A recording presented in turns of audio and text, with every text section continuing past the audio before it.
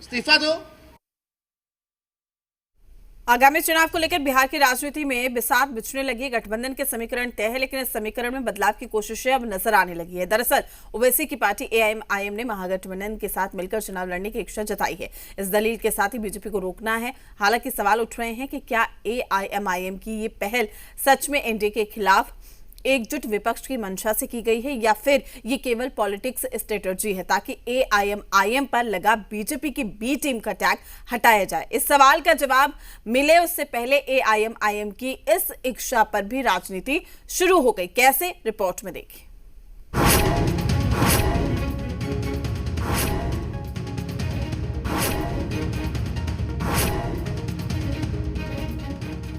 बिहार की सियासत इन दिनों बड़ी दिलचस्प होती जा रही है।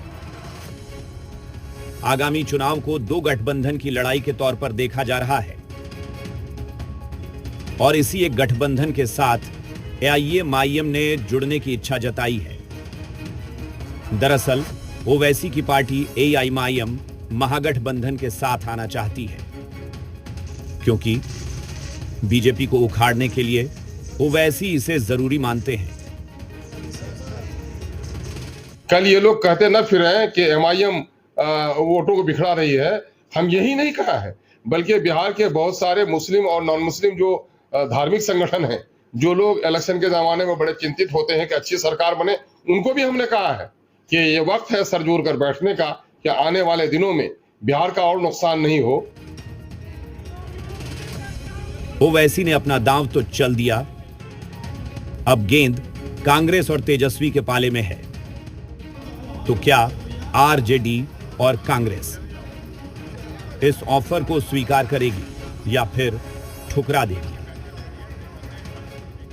बिहार में नफरत की राजनीति को समाप्त करने के लिए बिहार में हर स्थिति और परिस्थिति में बेहतर सरकार देने का जो तेजस्वी जी का संकल्प है कि इंडिया महागठबंधन के माध्यम से हम बेहतर सरकार देने का कार्य करेंगे, उस दिशा में इंडिया महागठबंधन आगे बढ़ रहा है। इंडिया गठबंधन में आरएसएस का कोई कैडर या संघ का कोई कैडर या विश्व हिंदू परिषद का कोई संगठन, ए टीम और बी टीम इंडिया गठबंधन में नहीं रहेगा।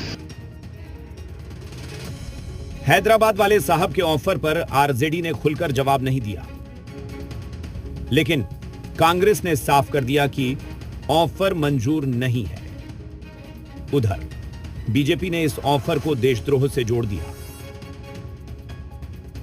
एमआईएम, आरजेडी और कांग्रेस का संभावित गठबंधन तुष्टीकरण और सांप्रदायिक शक्ति का गठजोड़ है। ये गठबंधन नहीं, देशद्रोही मंसूबों की गठजोड़ है। एमआईएम जैसी पार्टी जो मजहबी जहर घोलती है, अब आरजेडी और कांग्रेस की गोद में बैठकर वोट कटवा से वोट बटोरू बनने का सपना देख रही है। असदुद्दीन ओवैसी जी की पार्टी एमआईएम की कोई विचारधारा नहीं है। ये लोग सिर्फ एक वर्ग की बात करते हैं। संविधान भी इसकी इजाजत नहीं देता है। राजनीति में और सार्वजनिक जीवन में सबकी बात होनी चाहिए। ऐसी खतरनाक राजनीति समाज के लिए अच्छी नहीं है। अब सवाल उठता है कि एआईएमआईएम बिहार में महागठबंधन के साथ क्यों जाना चाहता है?